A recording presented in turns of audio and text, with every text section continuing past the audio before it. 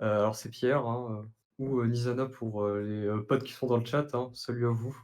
Et sinon, Pêche of Seven Milk sur, Twitter. Donc, je suis étudiant en master de mathématiques et bah, du coup pour, ce premier live auquel, bah, je suis venu, auquel du coup là je participe, bah, je vais vous proposer de vous, parler, de l'analyse complexe en fait. Qu'est-ce que c'est que l'analyse complexe et pourquoi en fait c'est un champ des maths qui est, très sympathique. Alors au niveau des prérequis, on avait, Diane avait fait, une série de petits, threads, sur, Twitter.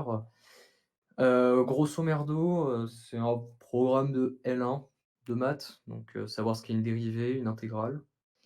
Savoir ce qu'est un développement en série de Taylor, ça peut être bien aussi, mais c'est pas le plus important. Savoir ce qu'est un nombre premier, parce que je vais en parler pas mal à la fin. Et bah, je pense qu'on va démarrer tout de suite, hein.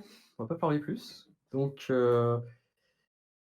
tout d'abord, on va recontextualiser un peu la chose. Avant de parler d'analyse complexe, bah, il faut parler, de nombres complexes.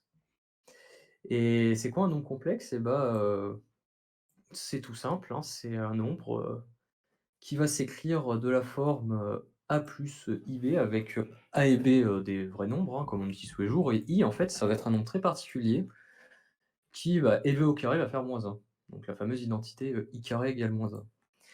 Et Et en fait, bah, ces nombres, on peut, très facilement les représenter sur un plan, hein. Par exemple, ici, là, si je sais utiliser GeoGebra, voilà, si je sais l'utiliser.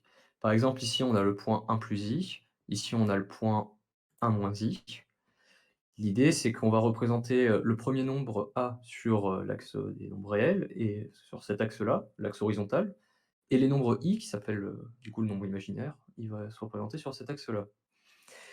Et ça, c'est la partie, complexe de l'analyse complexe, et l'autre partie étant ce qui s'appelle, l'analyse. Donc l'analyse, c'est tout ce qui va être étude des fonctions, étude des dérivées et cetera, alors si vous avez fait une scolarité en maths, type par exemple jusqu'en première, seconde, terminale, vous avez fait des fonctions qui étaient des fonctions réelles. C'est-à-dire une fonction, elle va prendre comme argument un nombre réel et elle va sortir quelque chose, un nombre réel. Bah, ici, l'analyse complexe, c'est quoi? C'est qu'on va prendre un nombre qui n'est plus un nombre réel, mais un nombre complexe, et on va sortir un nombre complexe. Et ça, c'est une idée qui est, bah, pas si ancienne que ça. C'est un concept qui a été introduit il y a pas si longtemps. Alors déjà, le concept de nombre complexe, c'est quelque chose qui date du XVIe siècle, deuxième moitié du ouais, milieu du XVIe siècle, avec, notamment, pardon, Cardan Tartaglia. et Tartaglia, voilà. Qui ont introduit en fait la notation, racine carrée de -1, qui est en fait pour parler de i, le nombre imaginaire. Qui l'ont introduit pour, résoudre les équations du troisième degré? C'est bien Oui, ça? c'est ça C'est et bien si je peux ça. me permettre, c'est, Cardan qui l'a écrit la première fois dans son livre. Enfin, il l'a pas écrit comme dans les, notations actuelles, mais il avait écrit, racine de -15 et il avait dit que cette solution était juste, bah, elle était cool, mais elle servait à rien et elle était totalement, «irréelle» entre guillemets. Elle était Donc voilà. imaginaire. Ouais, c'est un peu ce qu'il dit, mais du coup, c'est un peu marrant. Et l'analyse complexe, quant à elle, en termes d'études de fonctions qui prennent, comme argument des nombres complexes, ça c'est commencé, bah, 300 ans après. On va dire que le premier vrai texte sur, ça, c'est un texte de Riemann en 1851, c'est pour son doctorat, hein, son doctorat qui est sur les principes fondamentaux pour une théorie générale des fonctions d'une grandeur variable complexe. C'était d'abord les travaux de Riemann, puis après c'était les travaux de Weierstrass en, 1861, qui sont, 2 des mathématiciens, en fait, les plus importants quand on parle d'analyse complexe. Et en fait, l'analyse complexe, bah, ça sert à tout. Ça sert à tout, quoi que vous fassiez, que vous soyez, mathématicien, ingénieur, physicien ou quoi que ce soit, bah, sans le savoir, vous avez peut-être déjà fait de l'analyse complexe ou en tout cas utilisé ces outils.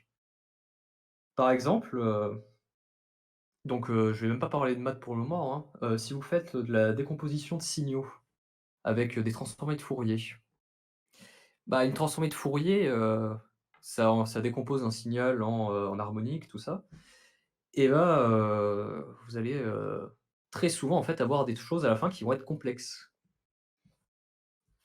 et c'est aussi des calculs d'intégrales qui, sans analyse complexe seraient compliqués et qui, en fait, avec l'analyse complexe deviennent super faciles.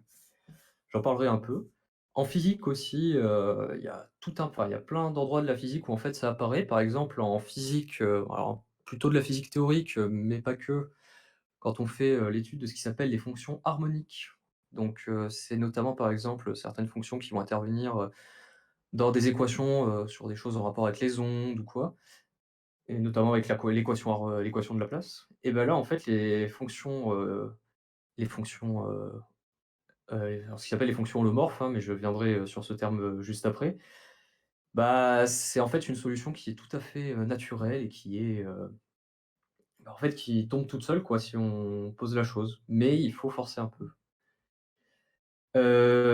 Et en fait, dans d'autres domaines encore plus, lointains, par exemple en automatique, donc la science qui s'occupe d'étudier si un système est stable ou pas, par exemple, si ça vibre trop ou pas.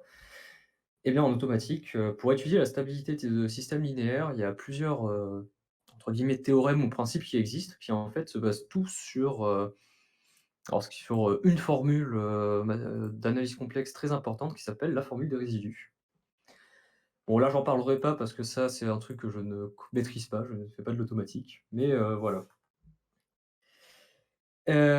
Sachant que quand même pour, au moins dire un petit mot sur ça, initialement, l'analyse complexe a été introduit pour, répondre à des questions sur les fonctions analytiques. Fonction analytique, c'est une fonction qui en fait va s'exprimer comme une somme.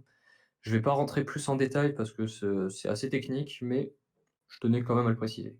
Et que c'est notamment en fait, les travaux sur les fonctions analytiques de Weierstrass et de Riemann qui ont poussé, le début de l'analyse complexe, au milieu des années du 19e siècle.